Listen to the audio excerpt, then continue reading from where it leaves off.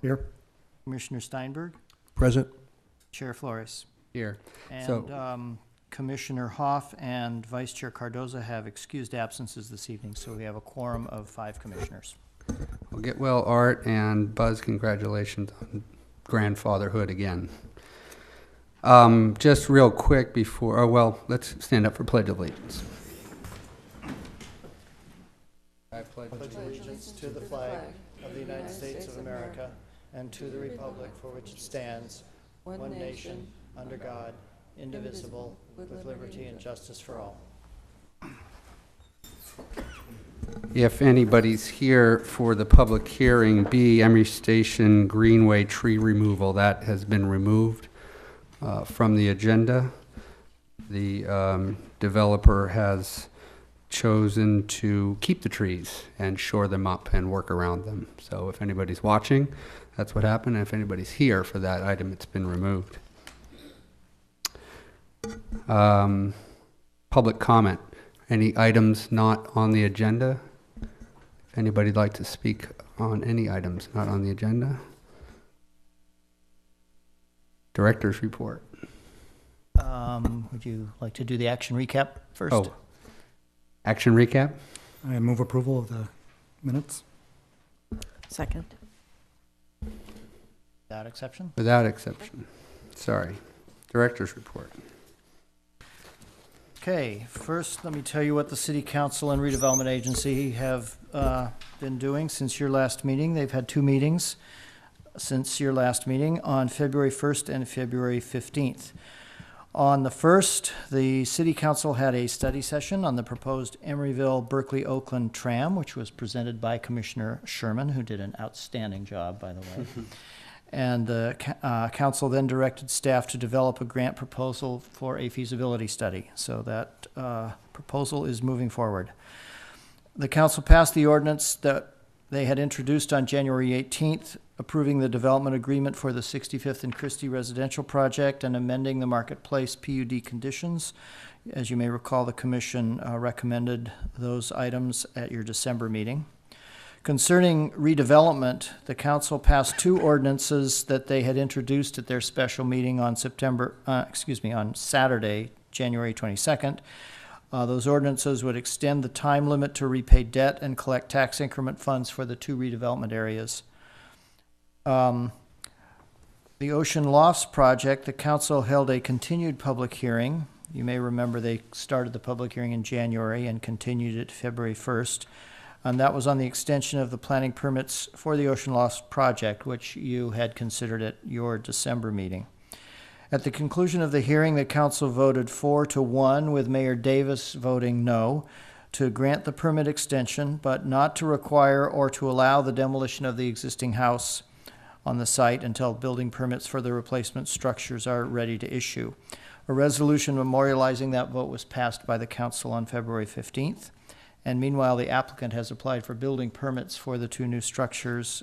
He did that on January 18th. At their February 15th meeting, concerning redevelopment, the Public Financing Authority, the Redevelopment Agency, and the City Council, which are all the same people wearing different hats, passed several resolutions approving a cooperative agreement for public improvements and affordable housing in the event that the Redevelopment Agency is eliminated, as the governor is proposing, and also approving the issuance and sale of revenue bonds to finance redevelopment activities. The Redevelopment Agency approved the disposition and development agreement with RCD for the Ambassador Housing Project and appropriated approximately $11 million in agency funds for pre-development and construction activities. The council authorized the mayor to sign a letter of support endorsing the proposal of Wareham and TMG for a second campus for the Lawrence Berkeley National Laboratory in Emeryville. If you haven't heard, LBNL has issued an RFP because they are running out of space on their campus in the Berkeley Hills up behind UC Berkeley. They're looking for another 1 million square feet within a short distance of their existing campus, which doesn't leave a whole lot of options. And Wareham and TMG have gone together to respond to the RFP They're proposing the EmeryStation West building, that is the transit center, and the marketplace redevelopment project, which collectively would probably add up to about the 1 million square feet that LBNL needs. So the mayor has signed a letter of support for that proposal. And if we're successful, we may have an LBNL campus in the middle of town. Would that take away all the other proposed uses for the public market site? It probably would require an amendment to their PUD. I believe it would. I think that would pretty much max out their development potential. The council voted 3-2 to direct the staff to begin abatement actions against 1264 Ocean Avenue, which is Andre Carpio's property. The council heard a status report on Kitty's Bar and their cabaret permit in the aftermath of a big fight that occurred there last month and which overwhelmed the resources of the Emeryville Police Department. The council learned that the cabaret permit had expired on December 31st and is now in the process of being renewed. Meanwhile, DJ activities have been curtailed while the cabaret license is going through the renewal process. And finally, concerning bike lanes on Hollis Street between 40th Street and Mandela Parkway down by Home Depot, the council agreed to continue that recommendation, the recommendation of the Transportation Committee, to a future meeting pending further study of that proposal by the Public Works Director. And in other news, staff continues to work diligently on the new zoning ordinance. The executive committee of the Zoning Update Steering Committee, which consists of myself, the project manager, Deborah Diamond, and the chair and vice chair of the steering committee, which is Commissioner Coomerly and Commissioner Sherman, respectively. We, the executive committee, met on February 3rd and decided to cancel the steering committee meeting that had been scheduled for February 22nd because the material that we're currently reviewing and working on is of a very technical and frankly rather dry nature. And it was felt that a meeting at this point would not be productive. So in lieu of that meeting, the project manager sent an email to the committee members with a status report on staff's activities and links to the various documents in case any steering committee members should choose to read them and would want to comment on them. Our current activities include finalizing the use classification definitions, the use chart, and the zoning maps, and reviewing and editing the sections on administration and the subdivision regulations. Soon we will begin reviewing the nonconforming use section, all of which is very exciting reading, as I'm sure you can imagine. The next meeting of the steering committee is now scheduled for April 26th. The Housing Advisory and Appeal Board, which is you, we're still tentatively planning to have that meeting, as we previously reported, at your next regular meeting date on March 24th. However, more time may still be needed to allow the property owner to respond to the city's demands, so it might be, so it's possible that the board meeting might be postponed to a future date, but we'll let you know one way or the other. And finally, I want to let you and everybody else know about the survey that the city is doing about our capital improvement program. This survey has been out for about a month now, and the deadline is actually tomorrow to turn it in. You can do it online at our website, or you can take this form and fill it out and bring it back to the city clerk by tomorrow. So I just want to alert everybody to our CIP survey. We want to make sure that whatever goes in our capital improvement program reflects the needs and priorities of the people of Emeryville. So that concludes my report. I'd be happy to respond to any questions you may have. Any questions for Charlie? Thank you, Charlie. Okay, we have one study session, presentation by Diana Keaton on sustainable community strategy, and then one public hearing, Heart and Soul Ministry. So, thank you, Diana.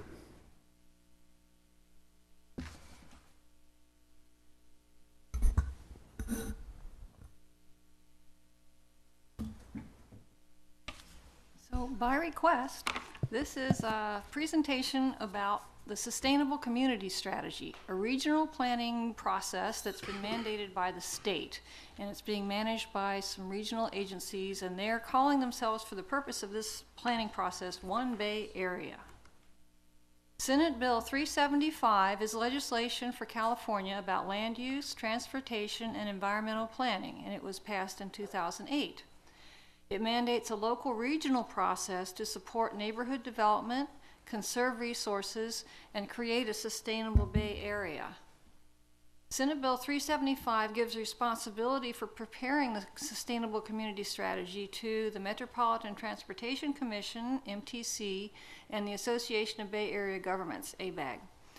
And these agencies will also coordinate with the Bay Area Air Quality Management District and the San Francisco Bay Conservation and Development Commission. The mandated goals are to reduce greenhouse gas emissions from driving in the Bay Area by 15% per capita by 2035, and to house the region's population, that is everyone who works here, a big change, at all income levels. And the regional goals have been set to build a Bay Area that thrives and prospers. That's complete communities, lots of different land uses, livable and affordable, walkable places with services and amenities, a sustainable transportation system, and attractive places for businesses. The approach is to align transportation investments, housing needs, and land use planning, which hasn't been done regionally before. Regional transportation plan has been happening, but not with these other things, and it now has to align with and support the sustainable community strategy land use pattern. The regional housing needs allocation happens every time people have to do their housing element of the general plan again, and that now has to be consistent with the SCS. There won't be any change to local authority over land use decisions, but the region will funnel funding toward projects that are consistent with the SCS. ABAG has had this focus program for a couple of years now, where local governments can nominate priority development areas. These are areas for sustainable development that's supposed to be supported by planning and capital grants. They're existing communities and they're areas near transit that are planned for more housing. Emeryville has one, and you'll see that in a minute.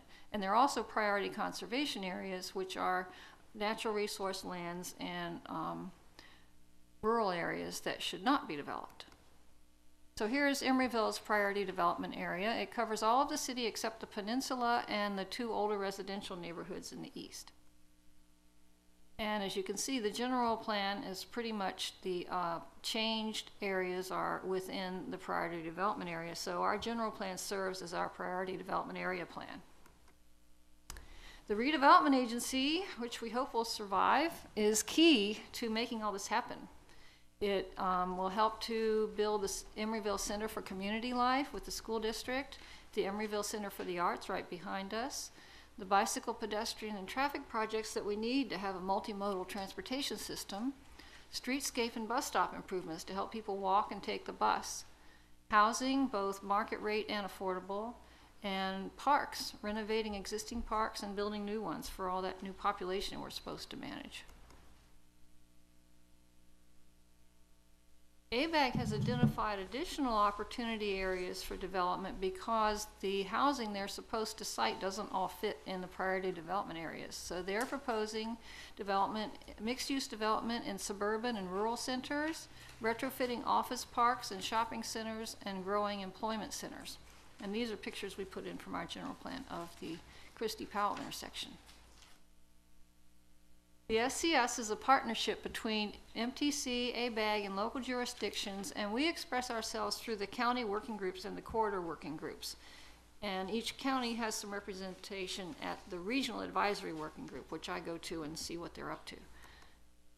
The process is that the regional agencies will develop scenarios, and they're supposed to put them out in the initial vision scenario in a few days. Then staff will look at them and see how they might affect us and bring them to the Planning Commission and the Council, and that happens all over the region. And then we get together in our county and regional working groups and hash out the difference between the initial vision scenario and what the local governments think they can really do. So, and that all gets now analyzed against the targets and indicators for meeting these mandated goals. And somehow, by the beginning of next year, we have to come up with an agreed-upon preferred SCS scenario. This is a staff draft initial vision scenario that was presented to the county working group a month ago, maybe, and it shows the green priority conservation areas and the brown and gold priority development areas, and the purple areas where ABAG thinks more housing could be accommodated beyond the PDAs.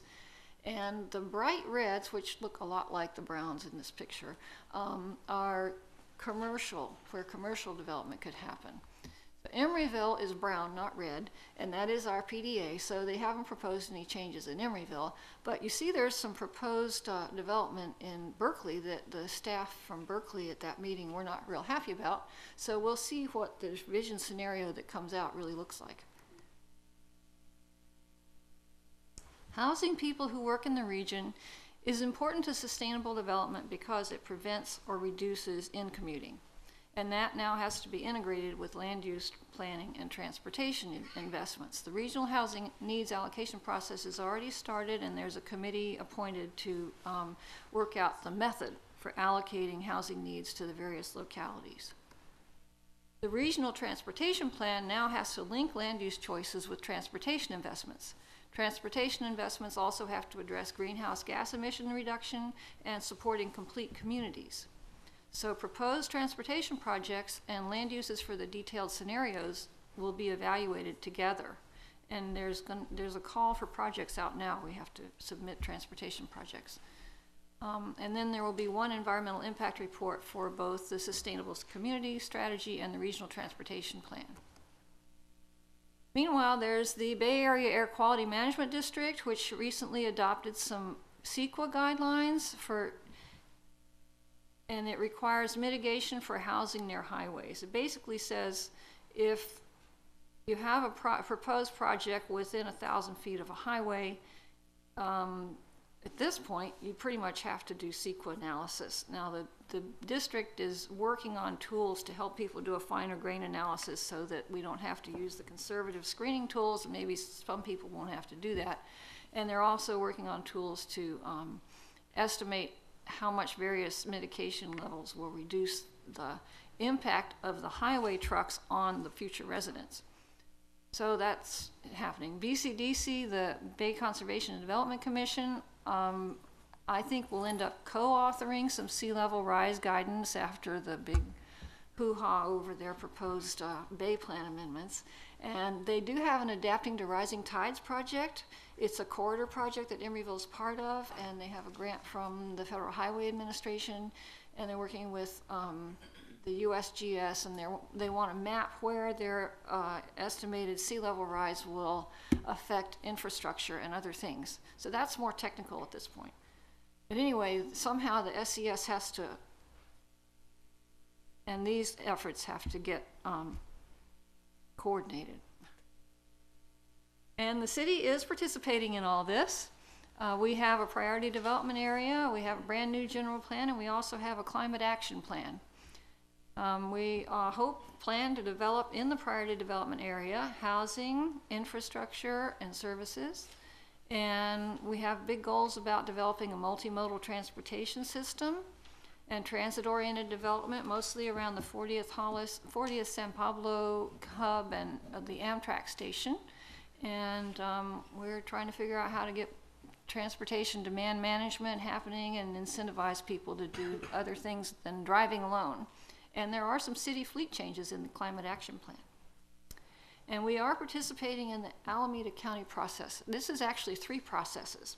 The Congestion Management Agency prepares a countywide transportation plan that goes into the regional transportation plan. The Alameda County Transportation Improvement Authority needs to prepare a transportation expenditure plan to figure out how to spend Measure B money, which they will be asking for a renewal pretty soon.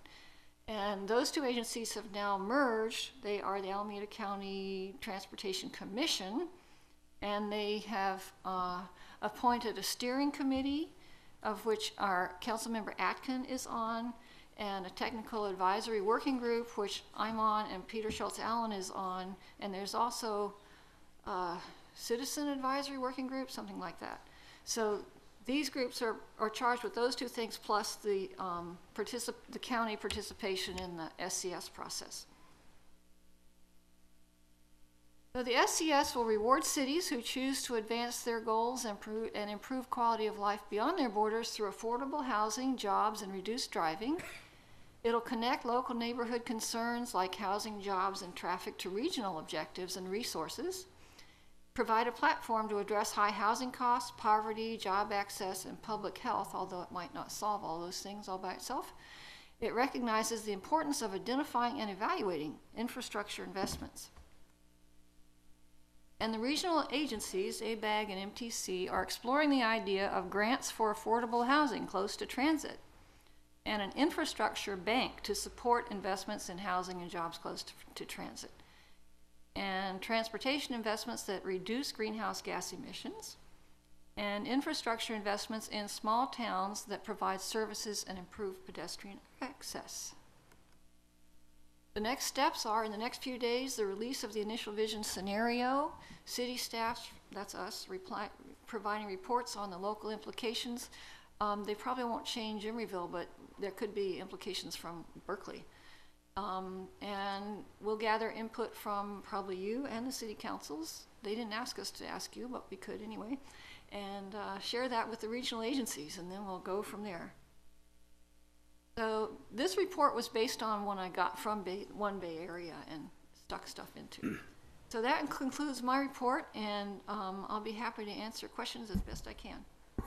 I have a couple of questions. Does this air quality CEQA triggers, that doesn't apply to projects that are already approved and underway like the Ambassador Housing, does it? Right. Good. Because there was so much concern about the fact that this affected a lot of projects within the priority development areas and a lot of affordable housing sites, the Air District decided to postpone implementation of that part of the new regs they had adopted. Now it's to May 1. So the staff is frantically trying to develop a bunch of tools to sort of mitigate the impact of that on development of affordable housing. Meanwhile, anything that's approved before May 1st doesn't have to comply. And what kind of transportation projects is the city putting forward, or is it at that stage yet? Transportation projects? Transit, you said that there were some regional, some RTP projects that you were thinking about? Oh, well, that's on my list to do, but okay. I think probably the first one that comes to mind is the I-80 ped bike overcrossing, because we've already made some steps towards that. And I'll take a look at the CIP, see what things in the CIP are appropriate for the RTP. So as this process goes forward, Emeryville is pretty well positioned to be competitive for funding and grants and things like that. Well, it's a small city. There's not much money, but we already have started the process with the I-80 overcrossing, so I would hold some hope out for that. My guess. Any more questions for Diana? On the 1,000-foot rule, the Bay Area air quality, one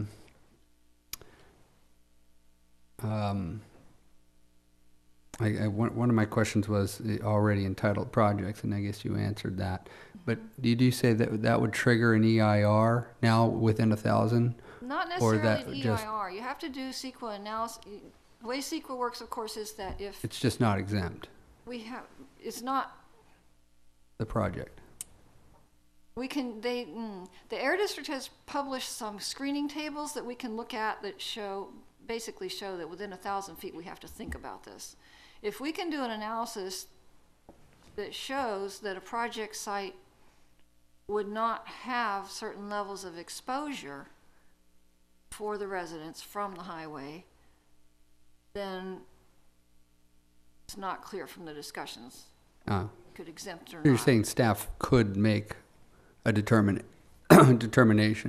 I'm not sure they would be able to meet that.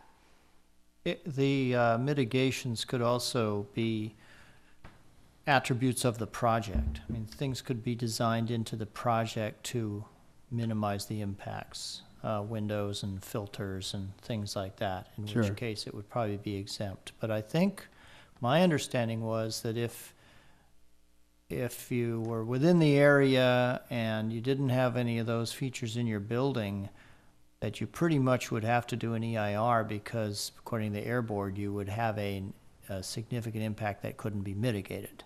Or you might do a Treatable. neg deck that would recommend mitigation measures, mitigated neg deck, which would recommend the filters.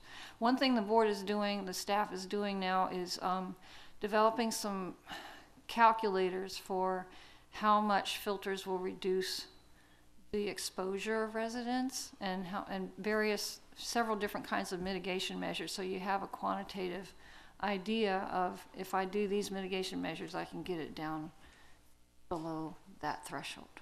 Okay. But it's a work in progress, and they have a lot to do before May 1st. Well, thanks for attending those meetings. It's important for us to understand SB 375. Chair Flores? Yes. I'd like to just make an observation about this, if I may. You probably haven't heard a whole lot about the sustainable community strategy because it's not, I think, as hot button an issue in Emeryville as it probably is in just about every other city. We've compared the projections that ABAG has produced pertaining to the sustainable community strategy and how much housing and how much population, how many jobs and so forth we would have to accommodate within the, 25-year time frame. And it's what is projected in the SCS is less development than what our new general plan projects.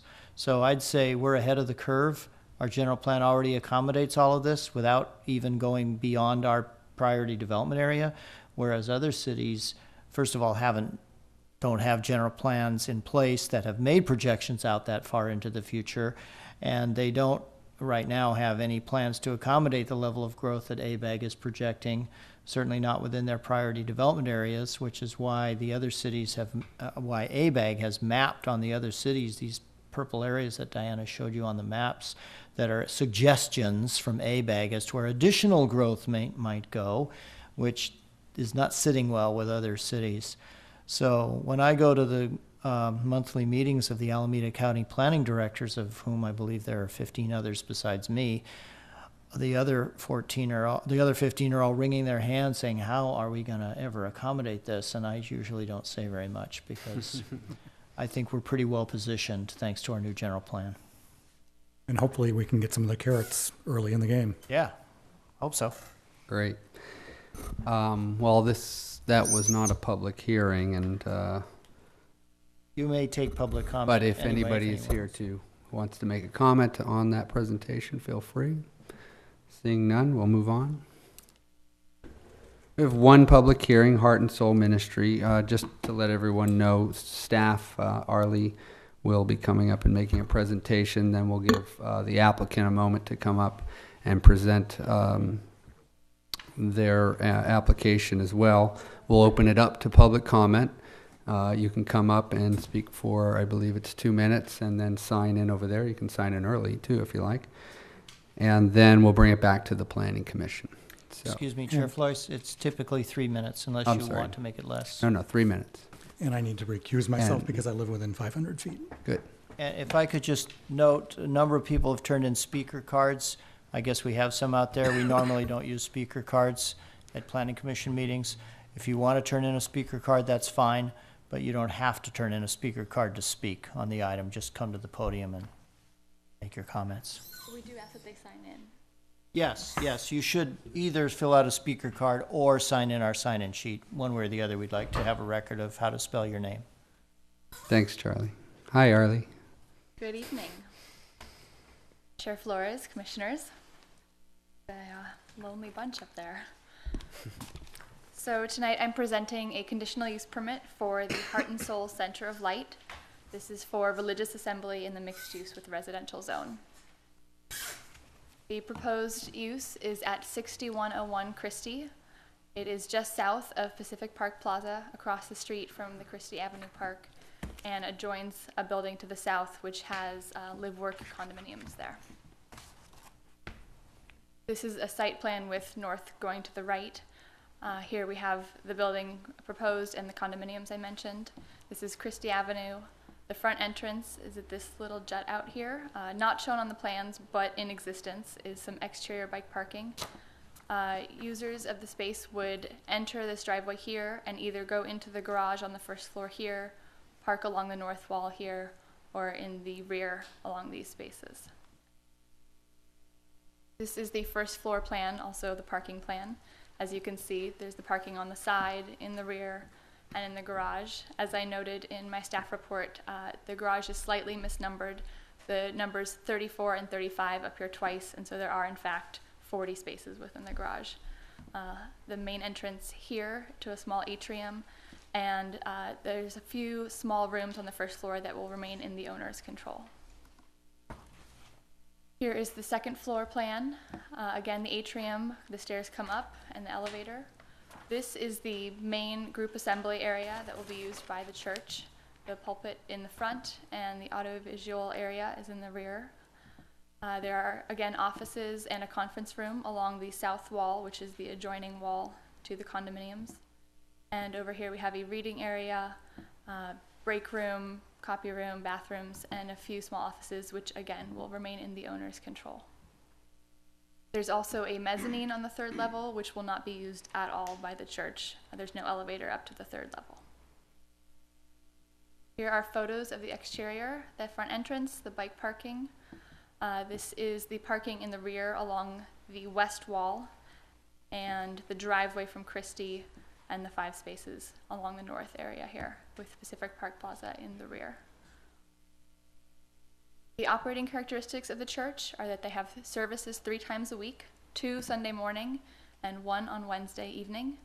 They also hold classes, typically Tuesday, Thursday evenings. And there's 1 full-time employee, several part-time employees, and a number of volunteers, most of whom serve on Sunday during services. This building has a use permit in place that was previously approved in 2008. The uses allowed with that use permit are retail and office. Those uses are now permitted by right in the mixed use with residential zone, thanks to our new general plan. However, this use, religious assembly, does require an additional conditional use permit, which is what we're hearing now. I'd like to clarify something. I understand from people who received the mailing of the agenda that there's been some confusion between the Heart and Soul Center of Light, which is our applicant here today, and the Heart and Soul Ministry, which is a service based in Arizona, I believe, and that is looking to create new homeless shelters with homeless services in other areas. The two are not at all related. There's no proposal before you for homeless services or shelters. And as I said on the previous slide, this would be limited to church use. So I just wanted to make that very clear.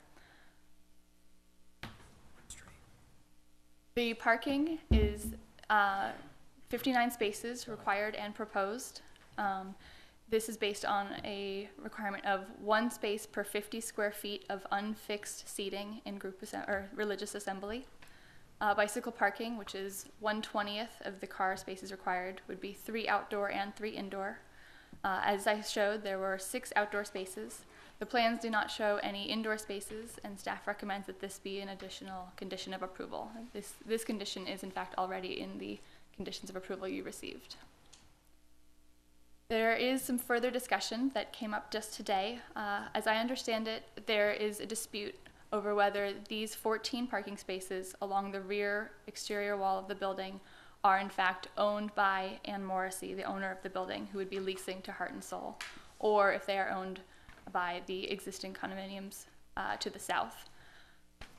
Given that we do not have a clear answer, staff proposes a condition of approval that staff will work with the applicant to limit the amount of religious assembly space to what would be allowed given whatever parking they have available for their use.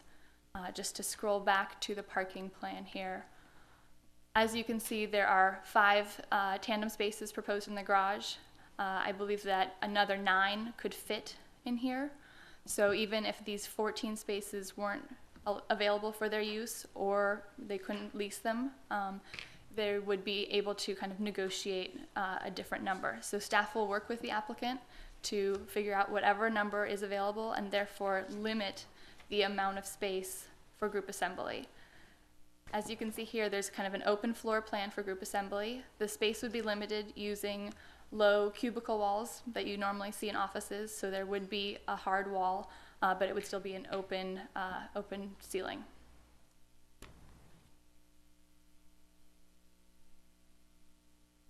With this condition of approval, staff recommends approval of the conditional use permit for religious assembly at this address.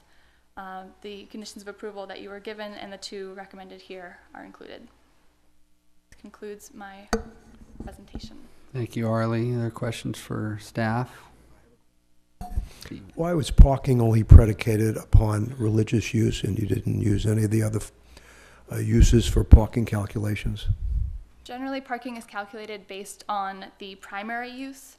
So the offices to the side, the reading room that's also provided, those are viewed as accessory to the primary use. And this also goes hand in hand with the intensity of the use.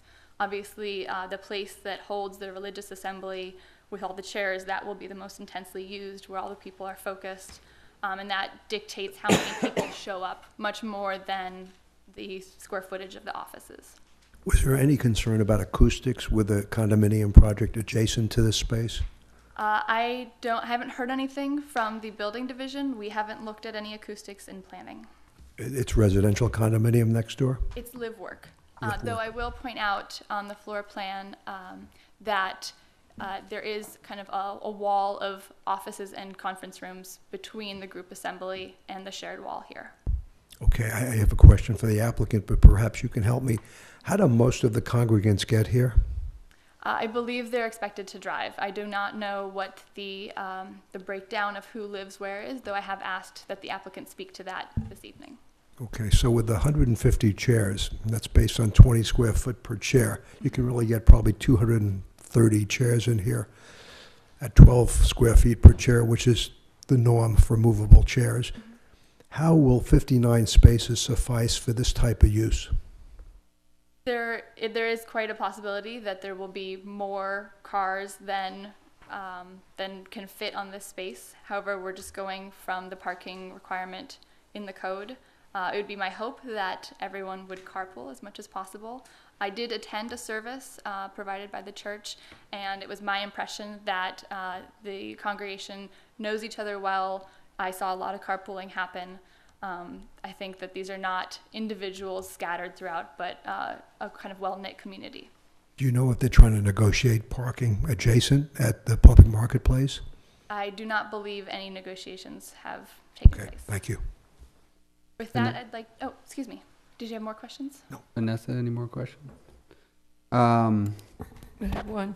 Oh, go ahead. Is there a limitation on the number of people that can be in there based on the fire? Not that I've been made aware of. I have spoken to the building division, and they haven't said that there's any stated limitation. Well, there There's an would be. occupancy load. There would be an occupancy Yeah. limit, but we don't know what it is. In theory, it's more than what they're proposing, I guess, is why they're, otherwise it'd be red flag. We don't take public parking into consideration when we're looking at parking, but what's your feeling on how much parking there is in front of that building as, in terms of parking, public parking? Is there public parking across the street?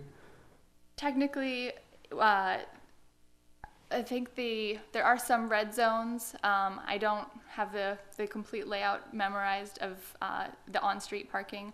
Obviously, the parking lot at the marketplace is technically private property and private parking, so that could never be counted. However, I don't know that they monitor that very closely. There is obviously some parking along the front of that building, both the 6101 and the condominiums to the south. I don't think there's too much red zone across the street, but I don't have a clear picture of that. Mm-hmm. And you said the rear parking, the 14 spaces, that issue came up today. Yes. Was that the owner of the building that brought that to your attention, or? It was the applicant. I was speaking to the applicant on the phone today, and she mentioned that in talking to some of the owners of the condominiums to the south earlier this week, that issue arose, if not at their meeting, but later in phone calls. And so she was just conveying that information to me. Okay. And, once again, you said that it would be possible to get another 9 spaces potentially in the first floor? That's my rough estimate. Looking here, you can see there's 5 spaces. Again, this is tandem. There's a valet parker required at all times. They've agreed to that. So I see another 5 here. This aisle has to stay open, and then I see 4 here. That's just my estimate. So we're looking at 5 spaces Right. unaccounted for, okay. Which would be 250 square feet less of For the res- assembly. exactly. Okay. Okay. The applicant like to come up and thank you, Arlie, and I'd make a like to presentation. Oh, introduce Sharika Blackman and Reverend Andrietta Earl, who will both speak. thank you.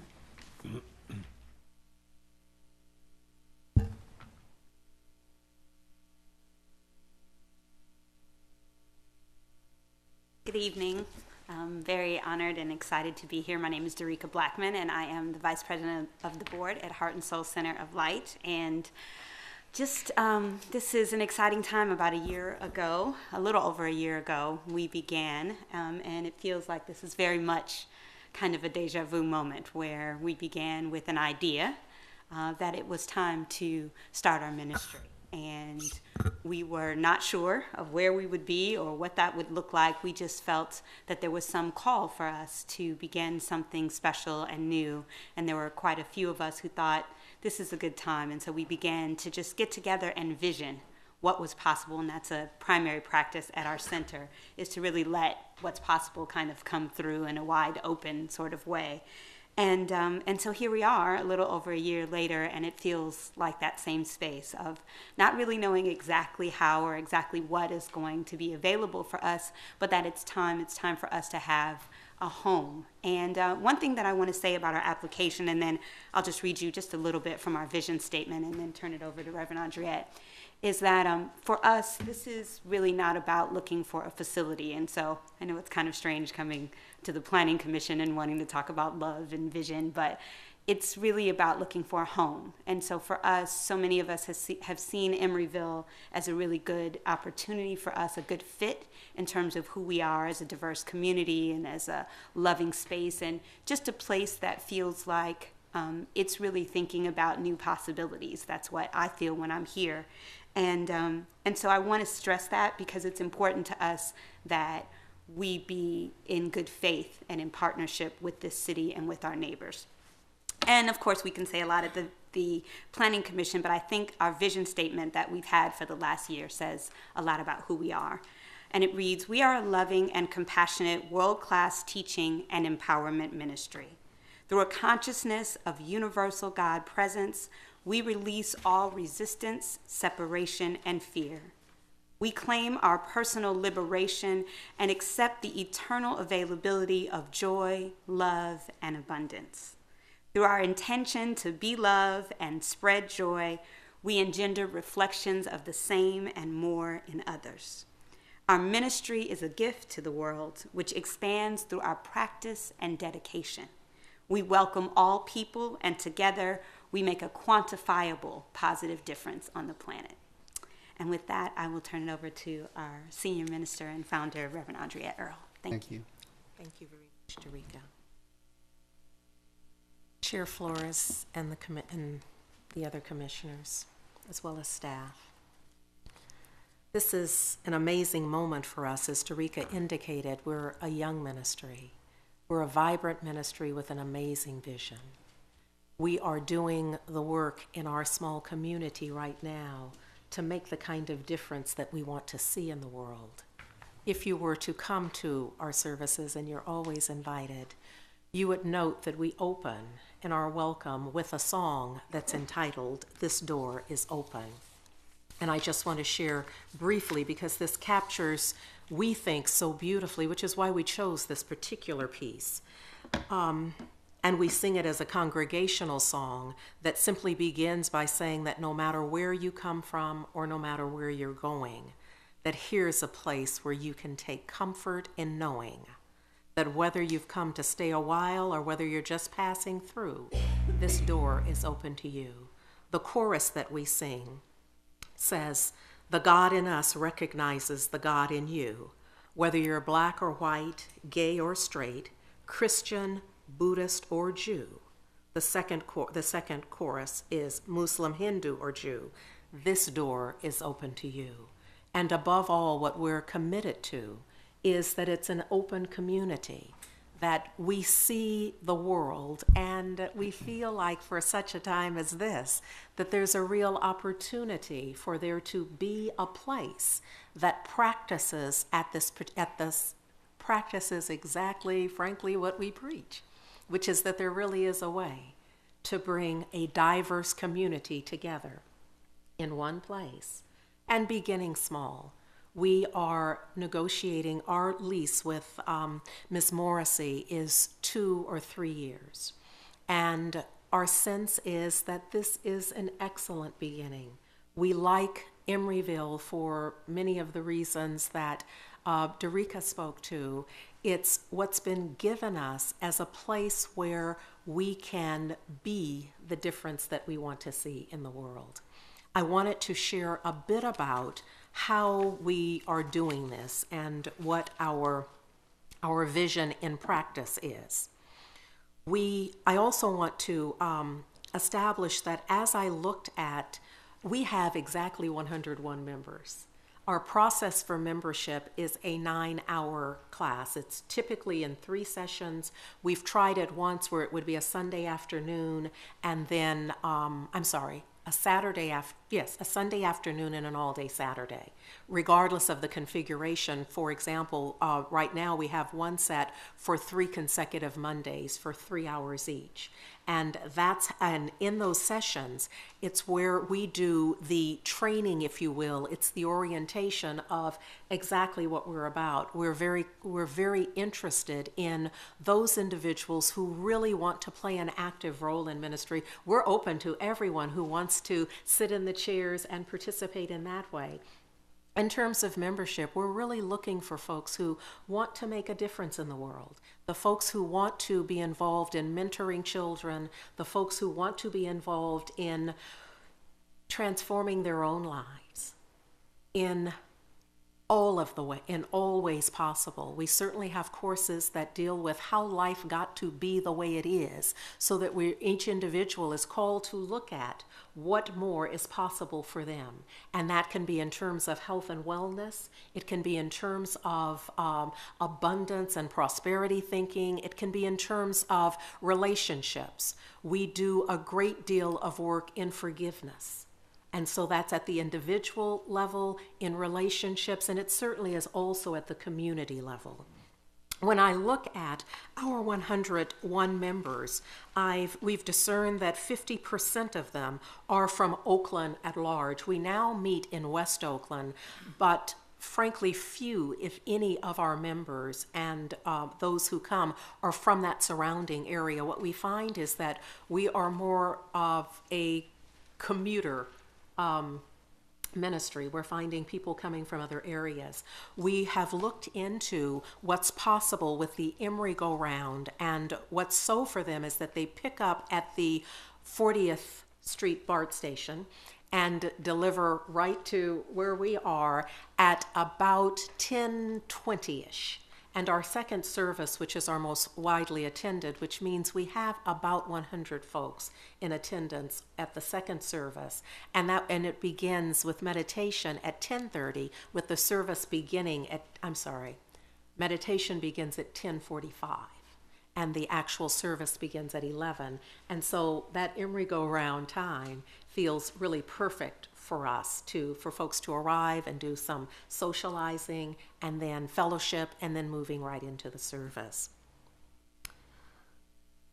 You've already been told about what times our services are. In terms of the makeup of the service, it includes meditation, it certainly includes some music, and I typically am the speaker as the sole full-time employee, and having a huge portion of my responsibility to do the teaching and the preaching. And so on Sunday mornings, I conduct 2 services, and on Wednesday evening, I conduct 1 service. There are, as I said, because we're a teaching and empowerment ministry, we have a variety of certificated classes. It might be important for me to note at this point that we are a part of a larger organization. Heart and Soul Center of Light is a part of United Centers for Spiritual Living, formerly known as the United Church of Religious Science. Located in Golden, Colorado, is where our home office is now. And in fact, next week we'll be in San Diego for our our international conference.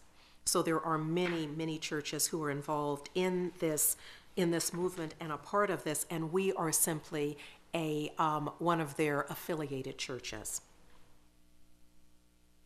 We do have outreach ministries because we believe in supporting and giving to the community. The way that we feel is best for Heart and Soul to do that is that we give our gifts of tithes and share them in the community. We know that there are those ministries and agencies, community agencies, who are far better skilled at supporting the indigent and the homeless and the food banks. And so it's our intention and our practice to share our tithes and offerings with other community agencies who have mastery in serving the communities at large. This is, in closing, a vision for us to have a single home. Right now, our offices are largely out of my home. We meet in various homes. We have our services in one spot and some of our classes, but even some of our classes are scattered out. And it's not the way to build community as we've envisioned. And so this represents that opportunity for us. And what we're also believing is that we bring value, we're value added to the Emeryville community as we look at what Emeryville commits to in terms of diversity and progressive attitudes about all who are included in what's possible. We feel that we are in perfect alignment with that, and it's for that reason that we're here. Thank you very much. Thank you for hearing me. Does anybody have any questions for the applicant? I had a quick question as far as musical instrumentation. What type of music do you offer at your services? I'm inclined to say inspirational, but in terms of the instrumentation, we certainly have an acoustic piano. Oftentimes we'll have a keyboard. We sometimes have drums. We will often have horns, or usually none of this all at the same time, but at various times we'll have, we're just forming a choir, so we have an ensemble. So we have a few voices, and certainly the community singing as well. Is it a Baptist infused type of service? I don't think you would think that. Because I've been to Soulful. some, soulful, and they're very soulful. Yes. But at 8:30 in the morning, it could be loud to the community next door. I'm just thinking about acoustics, that's all. Right. Where we are now, we don't have as much of a cushion. I've been thinking about that as well. What we're committed to is being good neighbors. And this has been on my mind and heart and a part of our dialogue. And this is just a part of what we think we're called to do. How do we get along? Yeah. How do we do this? And we'll find a way. What I wanted to say, though, is where we are now is a very small building, and we butt up against neighbors there. And what we intend to do is no different than we're doing now.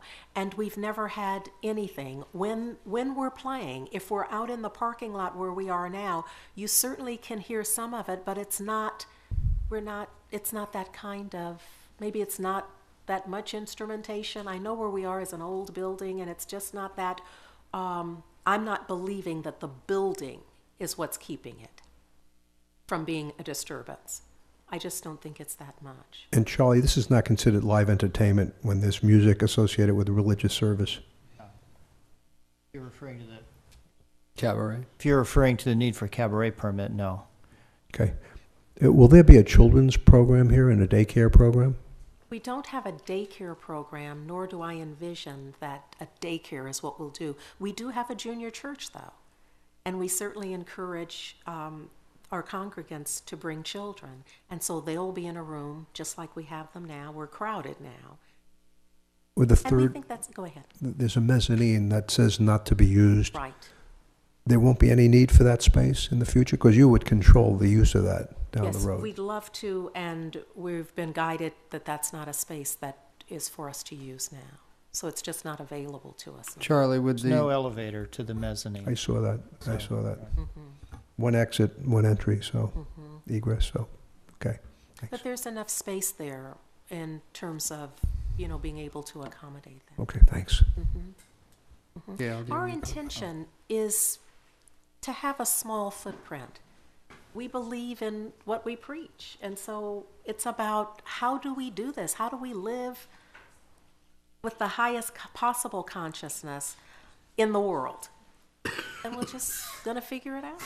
You have any questions? Not at the moment.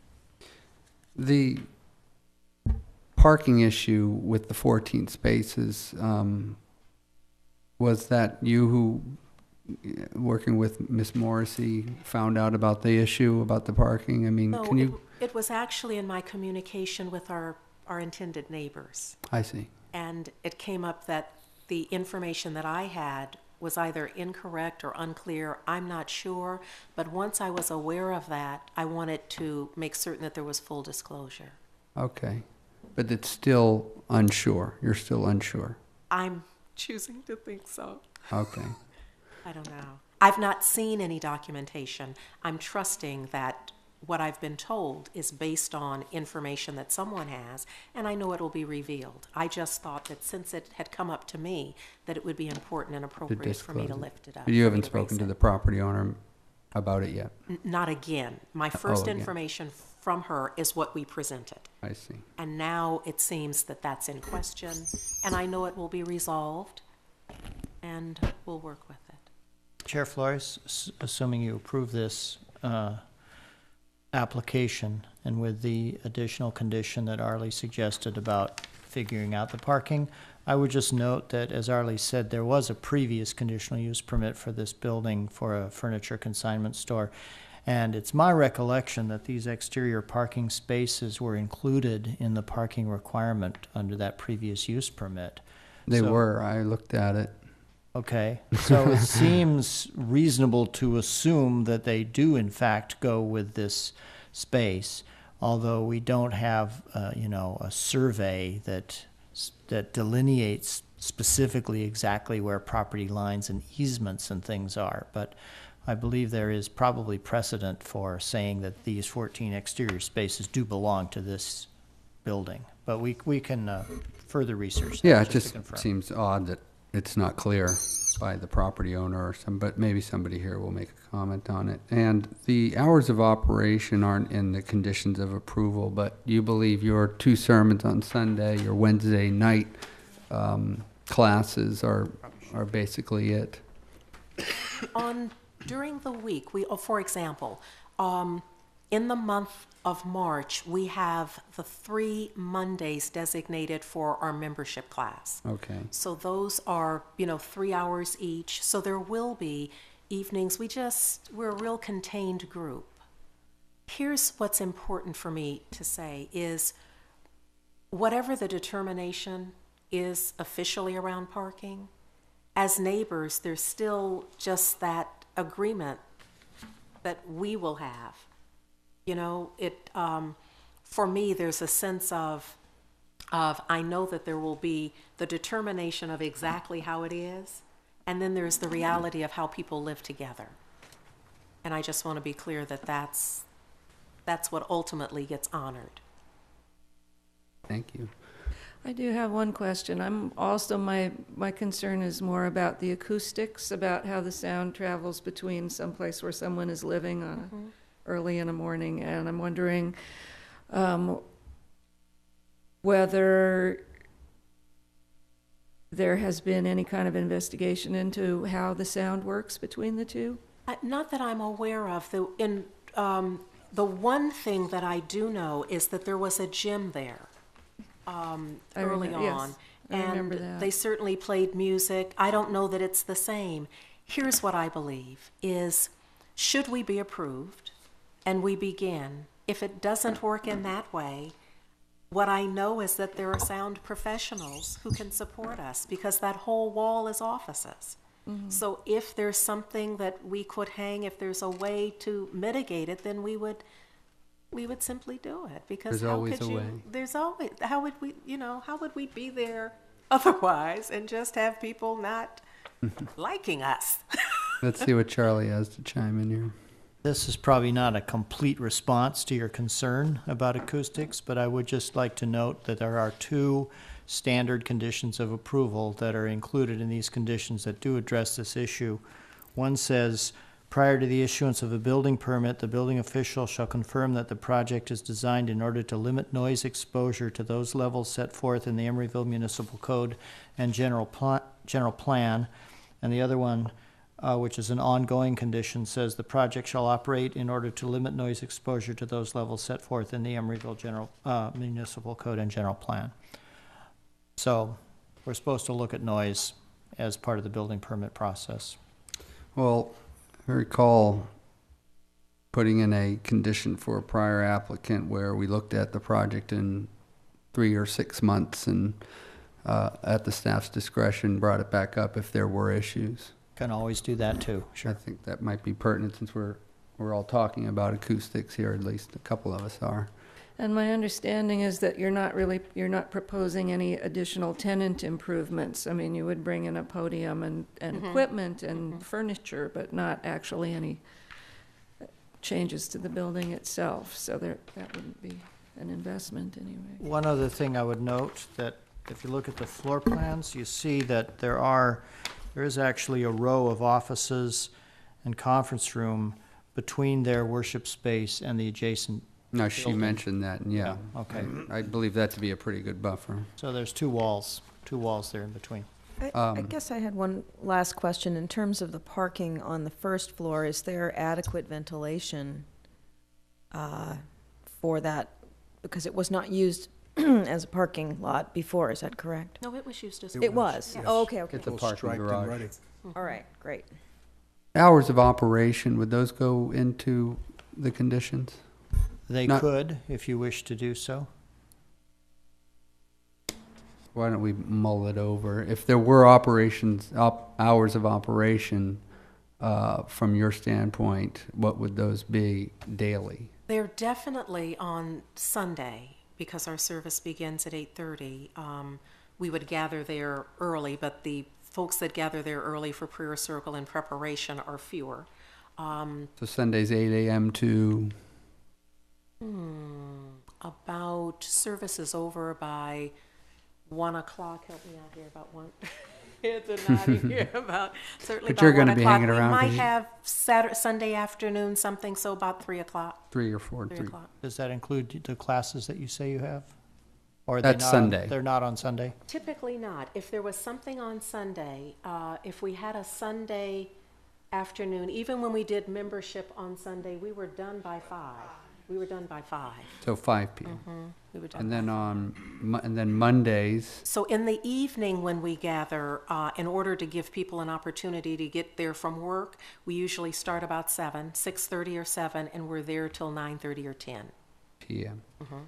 So Typically, when we have evening classes, they're till 10. 6 to 10 p.m. 7 to 10 p.m. gathering at a- Yeah, but we'll say 6 because people are getting That's together. true. And then that holds true for Wednesday as well. Right, absolutely. So in theory, you're open Wednesday, Sunday, Monday, and Wednesday.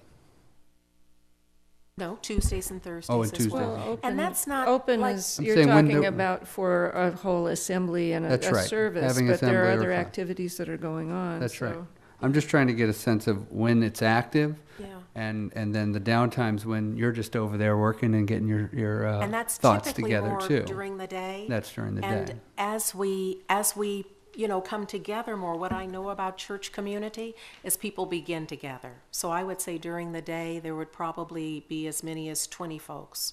I guess what I'm getting at is making In sure town. the off times, and I mean outside of business hours, which is what has been normally coming out of that space outside of the gym, I guess, Right.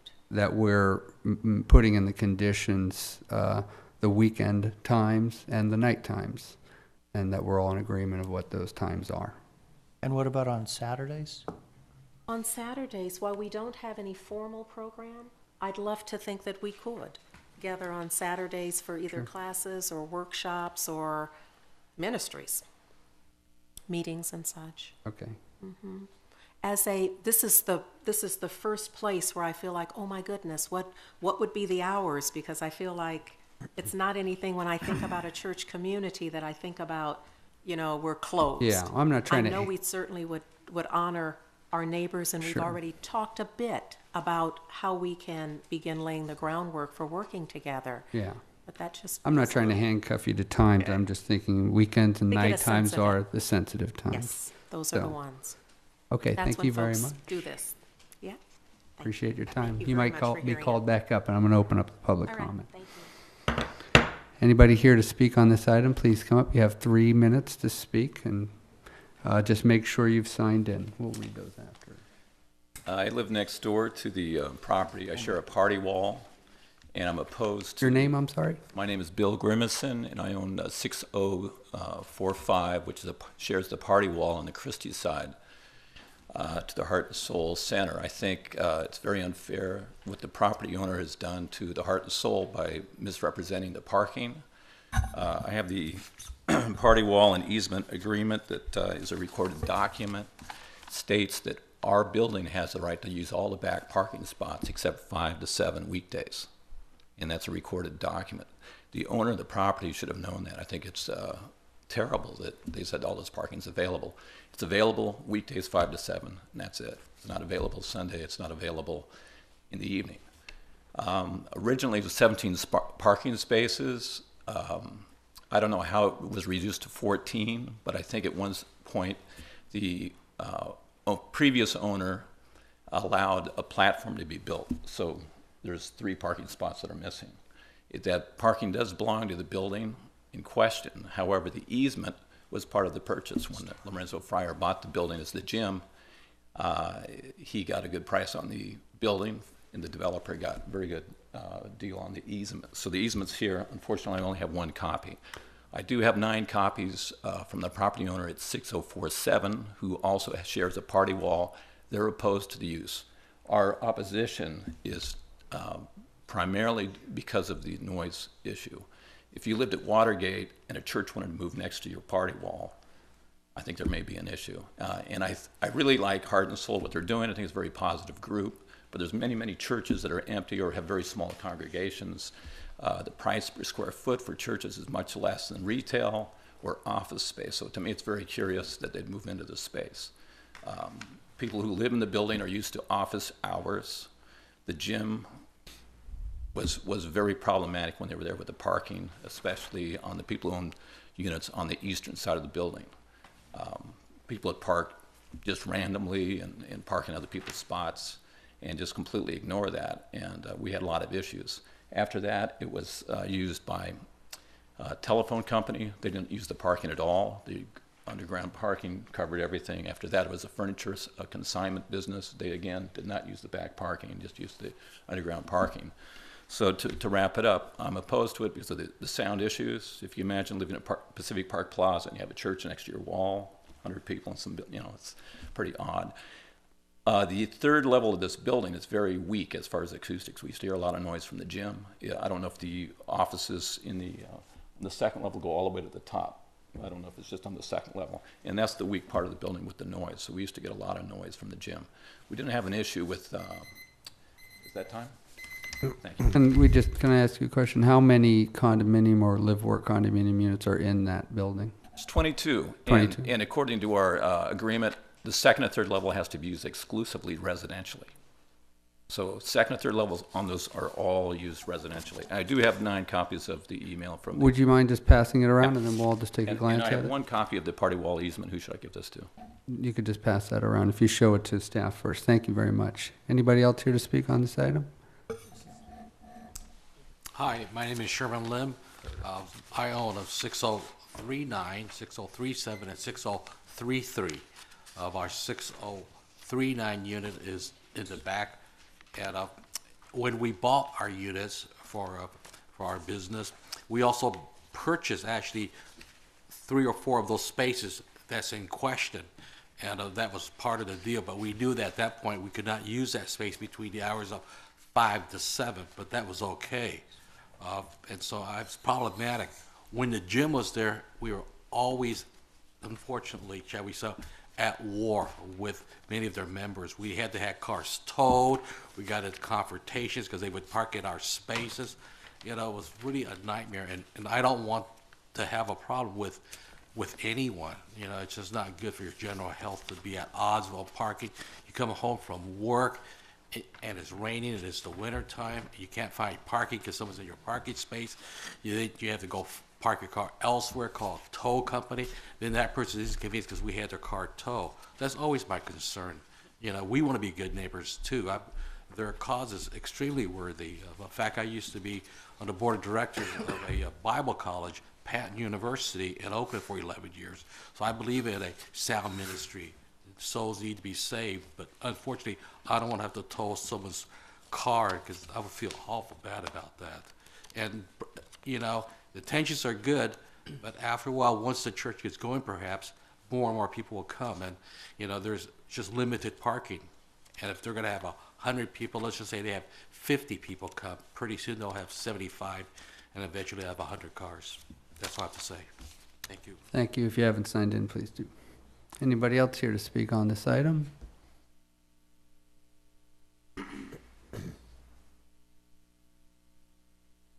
My name is Chun Wong, and that's my husband. So yes, we own 6033, 6037, and 6039 Christie. We paid for those 4 extra spaces because I wanted to be assured that my guests, my employees, that we had parking guaranteed for our own use. And all those spaces, the ones that are not owned by whoever's purchased them, are for the homeowners association's use. So those are private spaces. And there may be times in this economy, the building behind us, that's not fully occupied, I don't think. There may appear to be a lot of empty parking spaces, but those are all privately owned. We don't know how things will change in the future. You know, it's not fair for them to expect to be able to park there. And they may tell the congregation you can't park there, but people don't always listen. They're going to look for the easiest parking. They don't want to be sandwiched in a tandem parking. They're going to look for an easier space. Imagine owning a home up near Memorial Stadium. It's game day. People drive up, they see an empty driveway. Oh, empty driveway, let me park there. Is that fair? That's what's going to happen. This is, you know, just my heart is palpitating, just reliving the days of the gym when we'd come and someone would be in our garage. You know, we constantly had to go and tell them to move it, or we'd have to call Berry Brothers to tow it. It was just, imagine just living that way all the time. This is my huge objections, the parking spaces. Those parking spaces back there are not theirs. And I think the number of spaces got reduced when they did that structure, and then they were required to put more handicap spaces. The handicap spaces were required to be larger, I think, wider. So some of the spaces were reduced at that time. That's what I recall happening. Without our permission? No, it was without our permission. Yeah, so I can just expect the spillover all the time just because it's more convenient to park back there. And of course, for them, it'd be great if they grew. So imagine what the parking's going to be like when that happens. So this is just not a good match. You know, just knowing that that space is not available for your use, I hope you really reconsider whether that is the right building for you. It's not a good match for you. You can address the commission. They can hear you Okay. just fine. Yeah, so anyway, that's what I have to say. Thank you so much. If you haven't signed in, please do. Anybody else here to speak on this issue? Item, rather? My name is Deborah Roundtree. I own property at 6015 Christie Avenue, and I also own a business at that same property. And I come to this question, this proposal, from 2 sides. One is that I've been there for 8 or 9 years. I've watched the area change. That backyard, that parking lot is my backyard. It's my backyard. And it's my neighbor's backyard. And I've heard the concerns about the parking, and I've heard the concerns about the noise.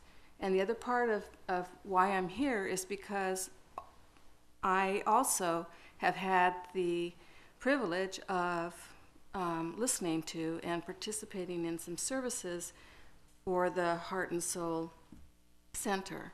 And my experience is that Reverend Andriette Earle has integrity, and that when the Homeowners Association had a concern, she responded immediately. And I think that as you listen to her response to the commissioners, there's an openness and a willingness. So I look at her as a leader in the community because she is very involved in the community. And I also look at her integrity as a community leader, and to logistically address the parking issue. When I went to the services in the evening as well as during the daytime, in their current location, there was a parking valet person who was right there. And I think that there could be an arrangement where, again, their parking valet person stays at the end of our parking lot and makes sure that people don't enter that space. There may not even need to be barricades or cones, but that person is there, because I've always seen a person at the current location do that. In regards to the noise, there are several kinds of wall panels, acoustical wall panels, that will mitigate noise that could be applied to the offices between the active area and the office and the next building. So my general feeling, having lived there and value my community there, and this is my backyard, is that there could be an agreement. My experience is that she's open, that they've been respectful, and I support this. Thank you. Thank you, Ms. Roundtree. If you haven't signed in, please do. Good evening. Good evening. My name's Rod Henme. I also live at the Christie Avenue Commons, 6019 Christie Avenue. I'm speaking in support of this proposal. I know there are issues that have been raised by other residents and owners, and the parking issue, I think, is an important one, but also the traffic of coming into the back. And the reason I am assured on this issue is that as soon as the Reverend was contacted by owners at our property, which was Monday, by email, we unfortunately weren't able to, or we didn't make contact with her until Monday. She immediately responded, and she came for a meeting with the number of residents that were able to make a meeting on Monday.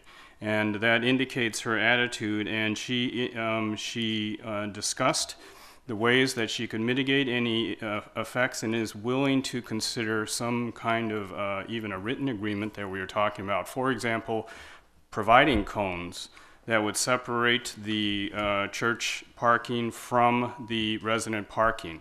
They're willing to do that kind of strategy, and with their parking valet that Deborah mentioned, they have indicated that they believe they can keep fairly firm control of their churchgoers, and that they will work so that traffic does not go through our space and parking is not taken by churchgoers into the resident parking area. So that was a very good suggested solution. Secondly, the noise issue is definitely one of concern, but I have actually attended services in their sort of original sister organization, and the music is a relatively quiet kind of spiritual, new age kind of music. It's not a noisy congregation.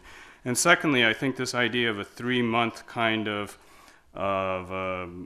conditional permit or conditional conditions is a good idea, because that would allow you to see how the actual noise and how much effect it has on the neighbors.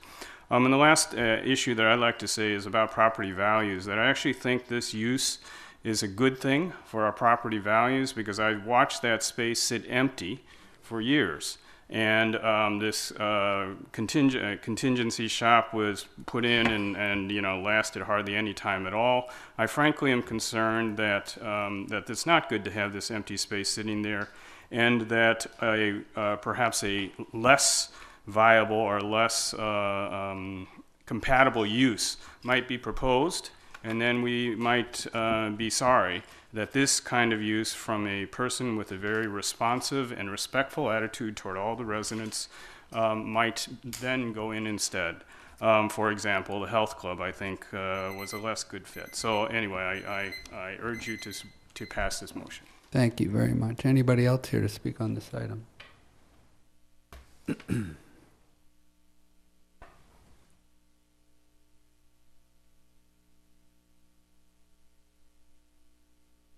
Good evening. My name is Sue Johnson, and I'm coming to speak to you just to allay Sherman's concerns.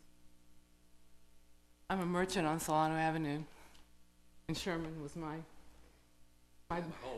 bank manager. And I am so proud to be part of this community of responsible people. I've been in business for 39 years on Solano, and I'm a good neighbor. And what your concerns are, I understand. My heart was palpitating when you were talking. I'm sorry, please speak into the microphone. My She can hear you a lot heart was better. palpitating when we're talking, but we're good neighbors. And whatever we can do to work out being a good neighbor, that's how I've stayed in business for 39 years, and I'm committed to that with heart and soul as well. Thank you for your time. Thank you, Ms. Johnson.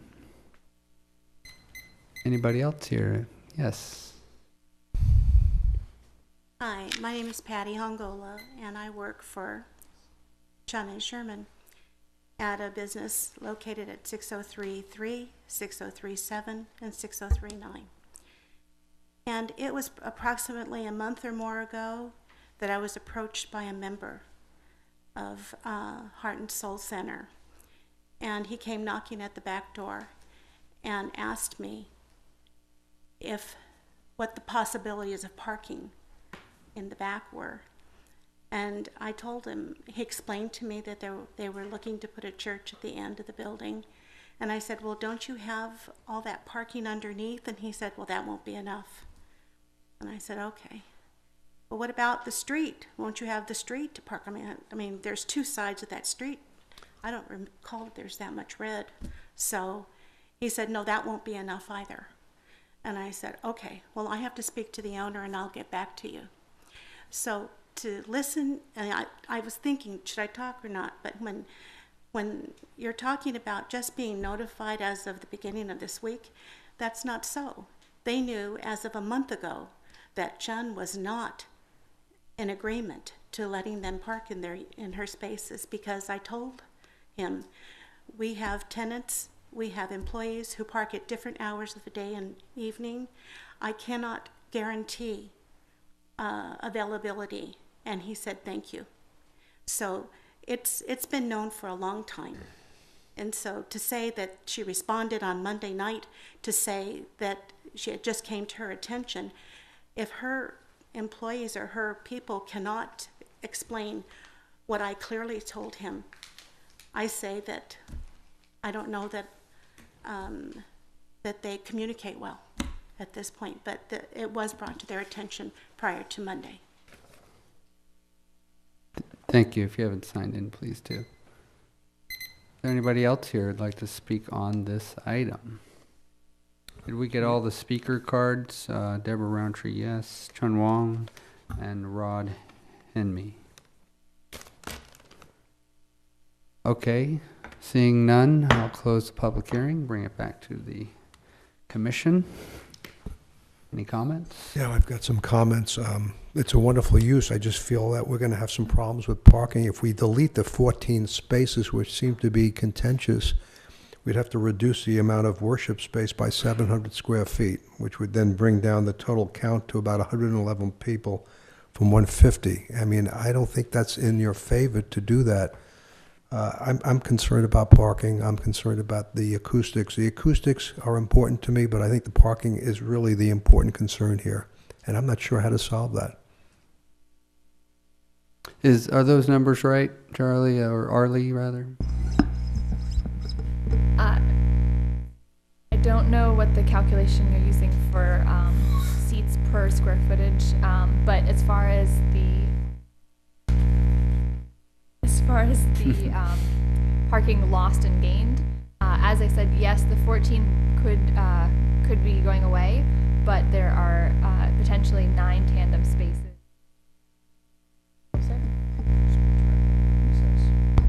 9 tandem spaces that have not been shown inside the garage. Right. So again, the total net loss would be 5 spaces. Right. So there would not be quite so large a reduction in how many people, or how much square footage, and therefore how many people could be seated. Yeah. It seems pretty clear that the 14 spaces are out of the discussion, unless some other document comes forward that we haven't seen yet. But so 700 square feet is the loss. The net 700 square feet of leasable area is the net loss from the 5 let loss spaces, or is that 250? Is what I heard. 250 square feet. So it's 250. All right. Any more questions, Vanessa? Or comments? Well, motions? I think that having conditions where it's looked at in 3 months at least is, and possibly even 3, 6 in a year would be the way to go as the community grows. I think it's a good use for the space, and I would support it. Okay. Yeah. But I am also, the acoustics and the parking is, Sure. yeah. I 2 hotbed items. They are. Yeah, I am also more concerned about the acoustic issues and whether those can be addressed. I think it sounds as if the congregation is respectful and has a plan to handle moving parking around and can work on finding other alternatives.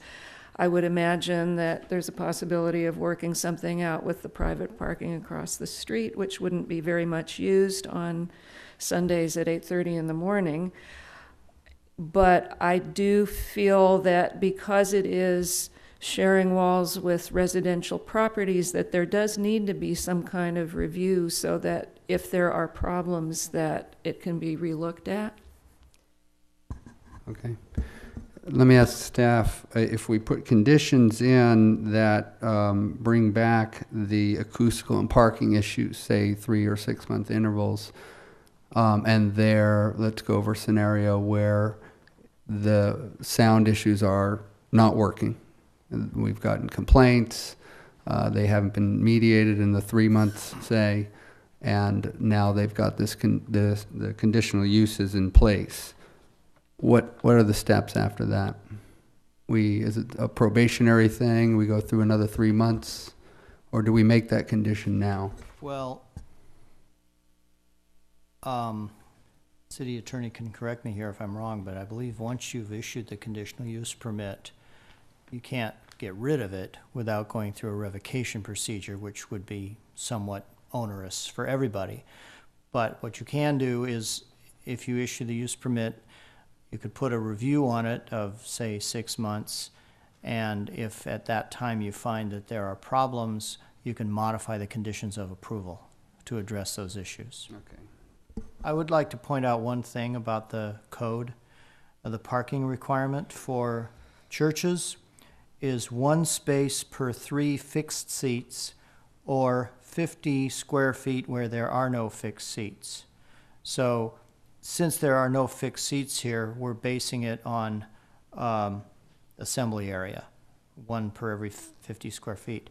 But if there were fixed seats, 50 spaces would be enough to accommodate 150 seats, because it's 1 space, 1 space for every 3 seats.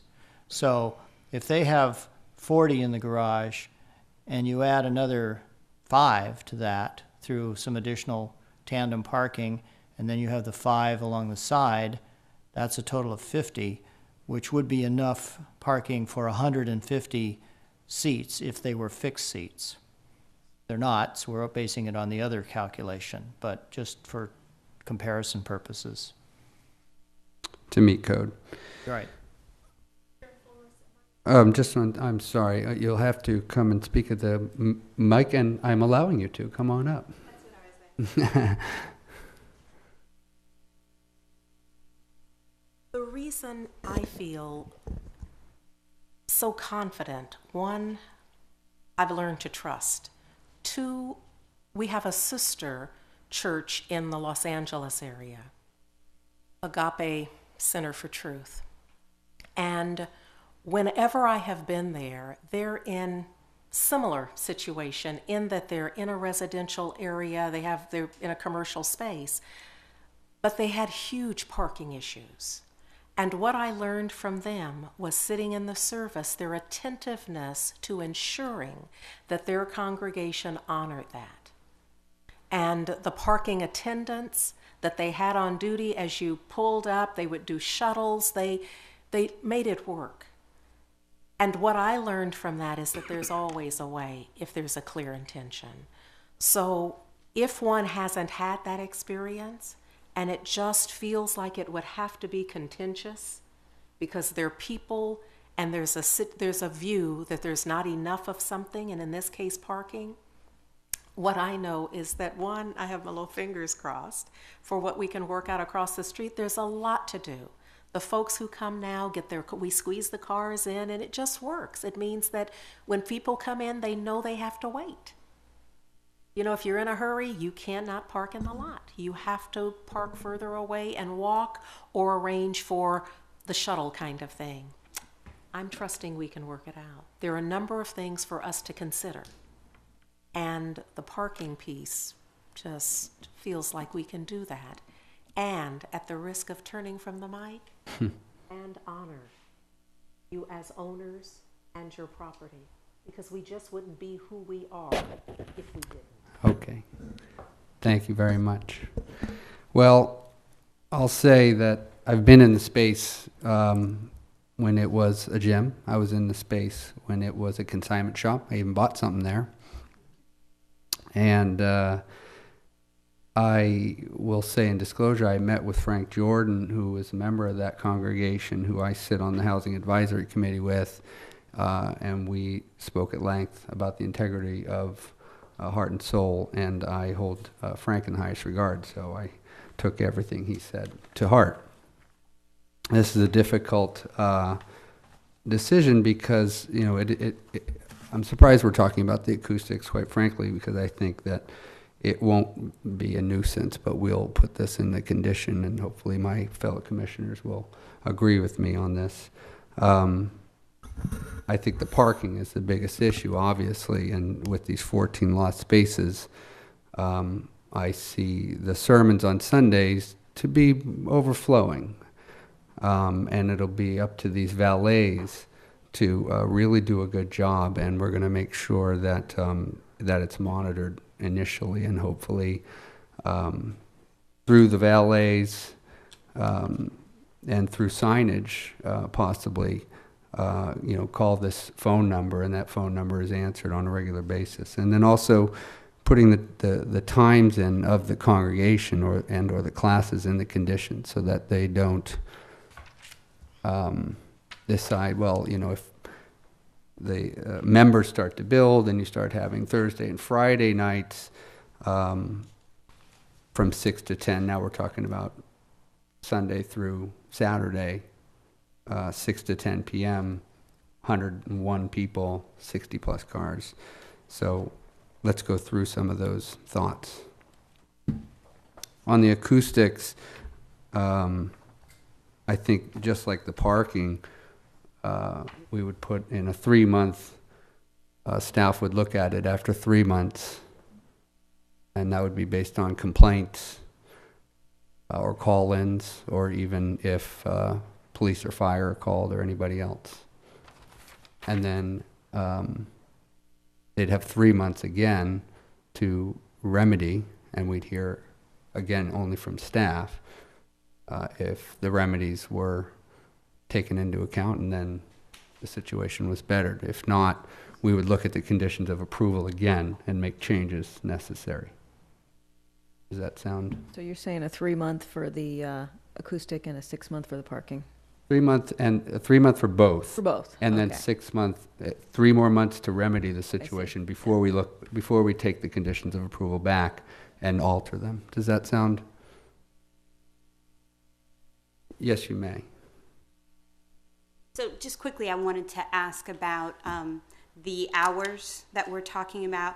I was about to get to that, but go ahead. Oh, okay. So I think that I just want to make sure that we're clear that we do have classes right now on Tuesday and Thursday. We have occasional membership meetings. All of these things that we're talking about are much less in terms of size. Oh, yeah. We're talking 15 or 30 people. There are occasionally times, like how we have our Wednesday night servers, where we might have something, if we have a guest coming in.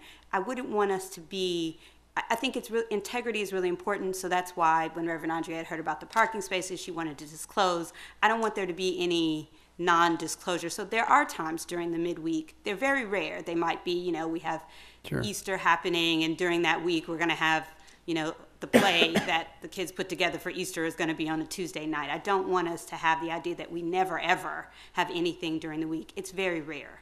No, I don't want to handcuff you either. Thank you. I appreciate that. That's why I'm thinking about broad times. I mean, if it's 8 to 5 p.m. on Saturdays and Sundays, that's fine. Mm-hmm.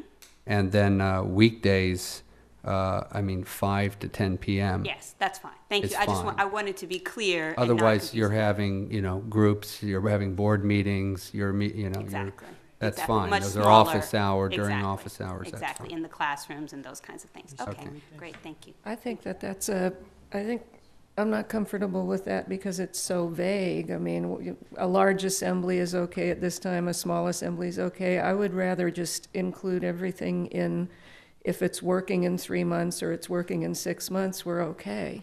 Oh, you're talking about time of operation too? Yeah, Mhm. yeah, it seems overly Everything. prescriptive to be saying you can do it on a Tuesday but not on a Thursday, and the time seems, I'm just not comfortable with the Okay. time. Why is limit. that? I'm thinking about the time because there's an end time 10 p.m. where on a weekday it's not going to go beyond 10 p.m. I mean, that's, if a bar was opening up, we'd restrict them. Not that I would compare you to a bar, but that we'd restrict the times that they'd be open, just to say, well, this is the time that you can operate. I mean, we could say 8 a.m. to 10 p.m. every single day. That's fine.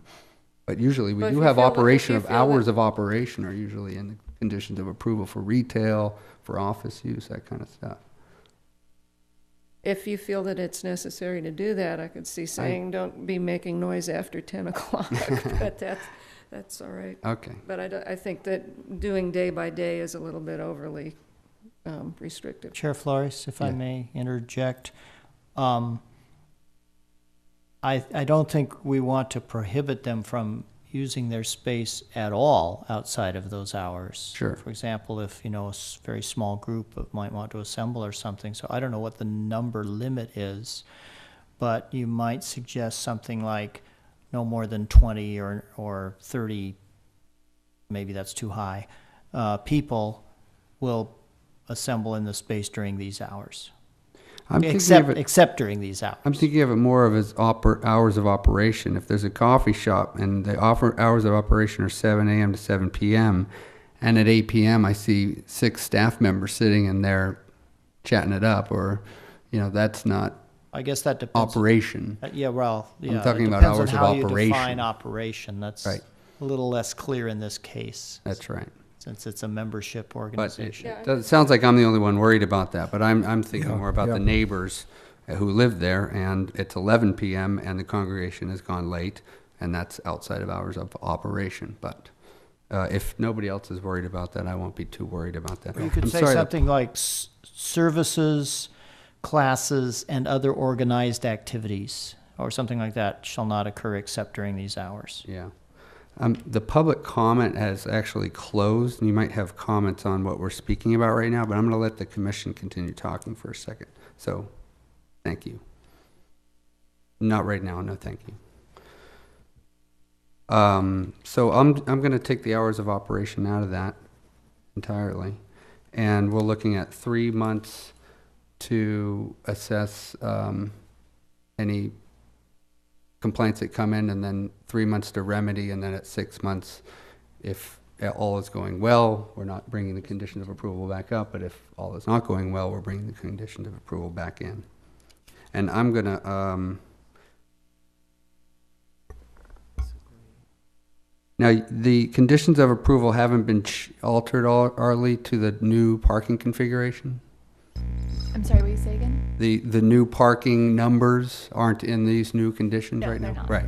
So I'll So update them. you're going to be I have updating them. I have a suggestion on that. Sort of to reflect the spirit of what the code says about parking of one space for every 3 fixed seats, even though they aren't fixed seats. You could put a limit on the number of people in the facility. We sometimes have that for, like, Expression College had a condition of approval that limited their enrollment. And you sometimes have that in uses such as this. I would suggest you might want to consider however many spaces they're able to accommodate in the garage and the side driveway, limiting the occupancy of the space to no more than 3 times that number. Well, how do you control that and monitor that, Charlie? Well, it's a complaint basis. And the fire marshal is the guy who's going to set the limit anyway. He'll Well, trump assuming everybody. that number is less than the fire limit. I mean, that if they were able to provide 50 spaces, that would limit them to 150 people, which is what the, I believe what the plan says, 150 chairs. Yeah.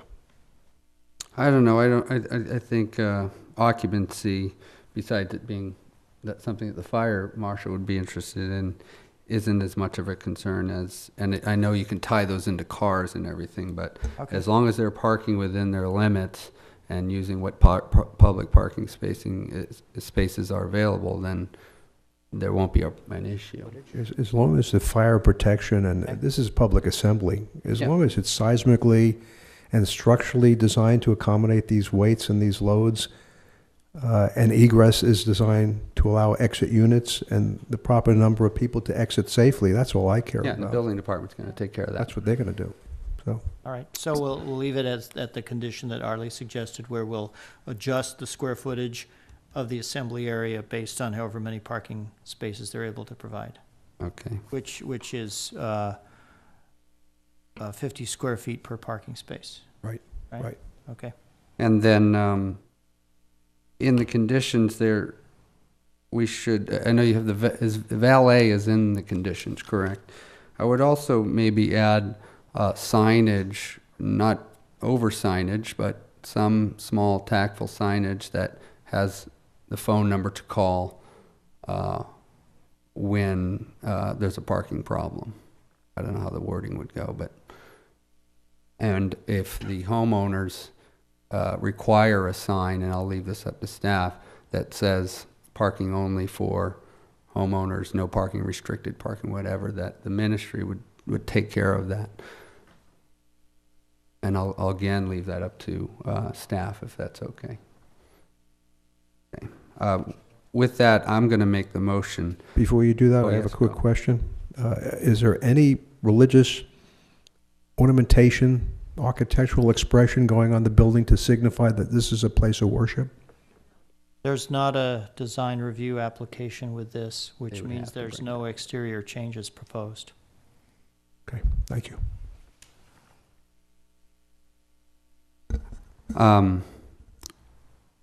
Well, I'll ask my fellow commissioners, one more public comment? Are we okay with that? There was one more public comment. Yes, ma'am.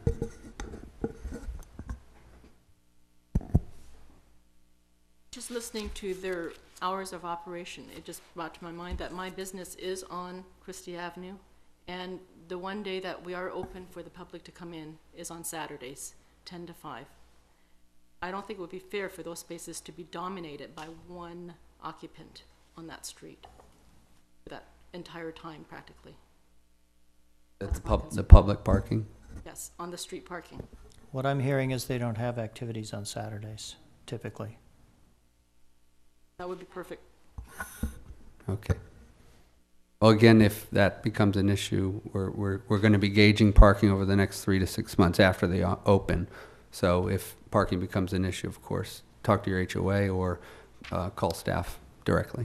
I think so. So I'm going to make the motion to approve with those changes, 3 month and 6 month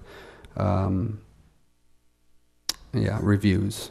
If I could just clarify, staff will review in 3 months And the 3-month clock would begin ticking from the certificate of occupancy or the beginning of operations. And after 3 months after that, we'll review it to see if there's any problems and notify the applicant if there is. And then at another 3 months, we'll review it again. And if there's still a problem, then we will bring it back to the commission. That's correct, and conditions of approval could be altered at that time.